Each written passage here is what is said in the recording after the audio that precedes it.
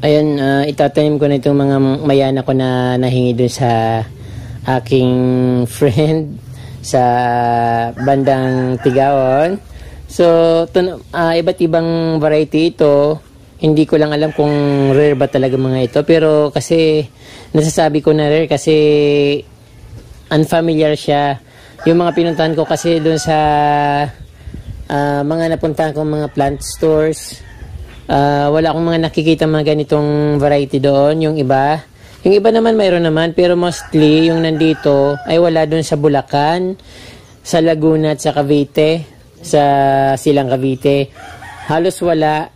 Bali yung mga nandito ay yung mga parang kakaibang variety. So kaya nasasabi ko na rin kasi hindi siya nag-appear sa akin doon sa mga napuntahan kong mga halamanan sa nung pumunta akong Manila. So ngayon itatanim ko na to mga kapromdi habang medyo maaga kasi bumabagyo dito, pa bugso-bugso yung ulan. Ayun, mas maganda kung maitanim ko na habang umuulan-ulan para hindi siya mamatay o hindi siya matuyo. Kasi alam niyo naman summer ngayon, so mas madali siyang mabuhay kapag naitanim ko na siya habang dumadaan yung bagyo, na hindi naman na sentro ng bagyo dito sa amin, parang hindi pa sure kung talagang dadaan dito, pero umuulan na dito madalas bumubugso yung ulan.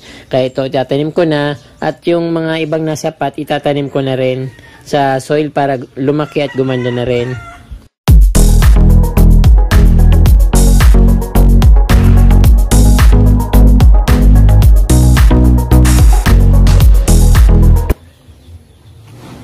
Ito kaprom dito, tinanggal ko yung mga dating nakatanim na mayana dito. So yung mga nandito kasi ang papayat, nilagay ko at tinanim ko na siya direct soil. So ngayon dahil wala itong mga laman, ang ilalagay ko dito yung mga bago kong nahingi na na mayana. So dito ko na siya itatanim sa direct soil, sa pot, tapos antayin ko siyang lumago ulit. So pag lumago, pag nabuhay na, saka ko ilipat sa soil. But dahil napakarami nito, kailangan kong magtanim sa direct soil pag hindi nagkasya dito, kasi ilang piraso lang naman to, 8 piraso. So napakadami ng nito cuttings. Bali nalalanta na dapat bali 8 piraso lang din ilalagay ko dito, pero pwede ko na siyang pagdala-dalawahin. Madali lang naman basta yung magkakapareho.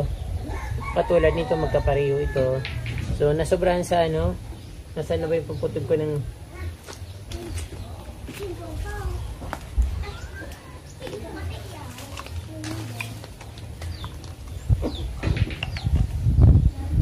nasobrahan sa babad kaprom din, nasobrahan ko sa babad sa tubig, kaya parang nabulok na siya. Ikat ko na lang. So ang gagawin ko, ito pagsamahin ko kasi hindi siya magkasya dito sa dahil marami sila.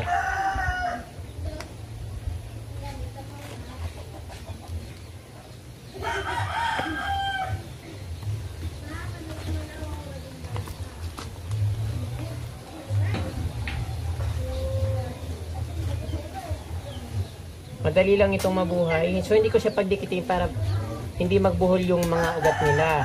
Kasi pag nagbuhol, pag tinanggal ko sa pot, pag nagbuhol siya, mapuputol siyempre yung mga ugat. Kaya hindi ko pinagdikit. Ayan, madali lang naman mabuhay ang kaprom dito kasi nga malamig yung panahon dito at palaging maulan. So ito, ibang variety naman ito. So pagsamahin ko na siya, saan na ba yung kaputol nito? Isa lang ata to.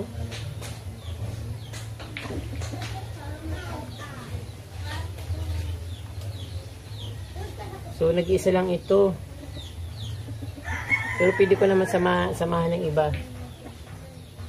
Ito, diyan ka muna. Ayan. Maganda siya. Ito naman yung nalanta na nga siya sa sobrang babad sa tubig. Dapat talaga kaprom hindi masyadong nabababad sa tubig. Kasi nalalanta yung puno. Minsan nag-uugat din naman siya.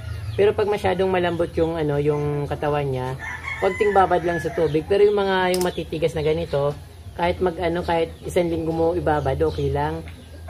nag-uugat siya sa tubig, pero mas madalas na na nabubulok yung puno niya.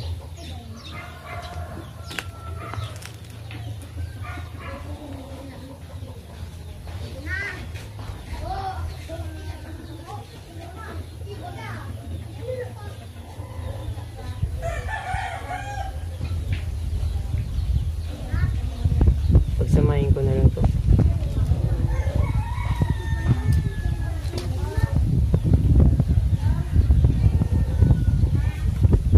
Pinabawasan ko ng dahon kaprumdi para hindi siya malanta. Ganon din naman maano rin naman yung dahon niya, matutuyo kaysa malalanta siya. Ayun. Sa kapromdi dapat hindi masyadong mahaba katulad ng sinasabi ko sa inyo noon. Maiksi lang dapat para hindi siya nalalanta.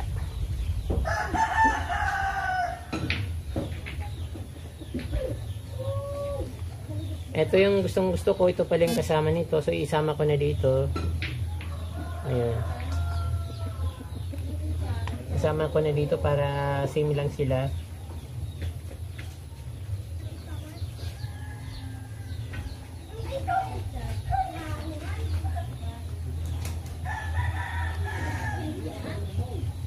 Then ito, rare din ito, kailangan lanta rin. Masyado naman kasing yung binigay niya sa akin. Maliit. So ayan kapromdi, yung tubig na binabaran ko ay nilagyan ko ng balat ng saging para maka-absorb siya ng iron ba yun or potassium sa tubig. Ito iba rin ito. Kaya lang masyadong bata pa, nalalanta.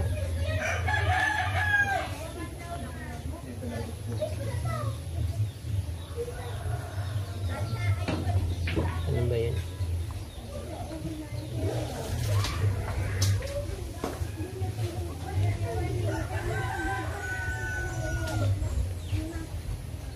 So ililipat ko sila sa iba.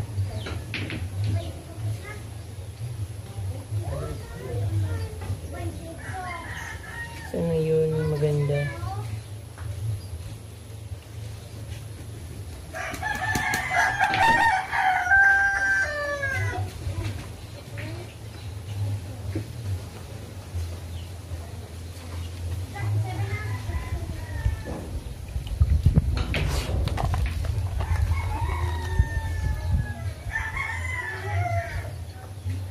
Hindi ko na alam kung anong pagsasama-samahin ko. Ito. Magkakaiba ito.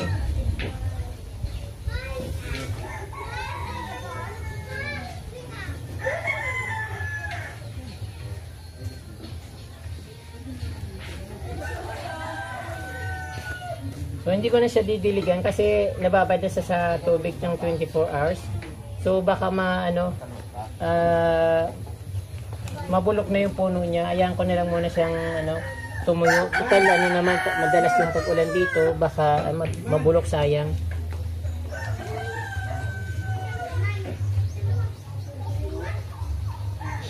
Delikado na ito. Sayang.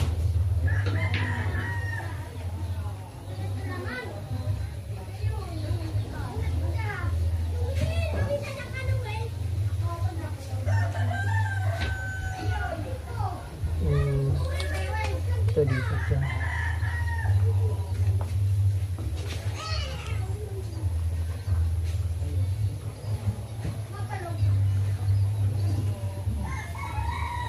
Ito iba rin ito. Iba rin ito.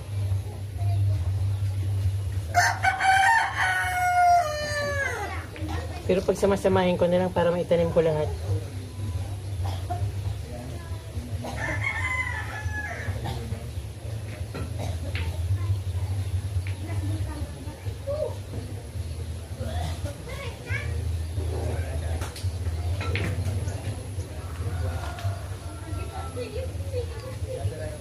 Ito pala. Ano yun?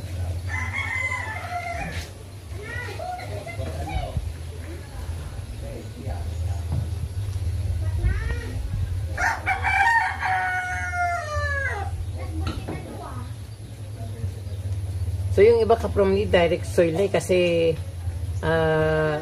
wala na akong mataniman. Ito sayang, ito rare ito eh.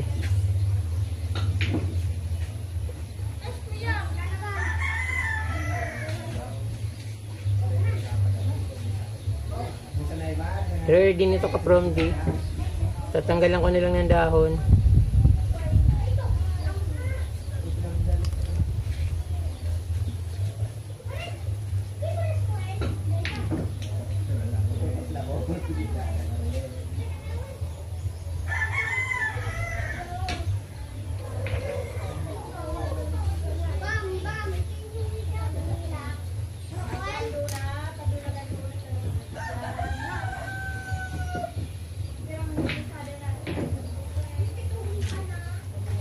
Ayun, konti lang na itanim ko dito sa pot. Ito na nga, dito ko nilang italagay. Para sigurado. Ano ba yun? Okay.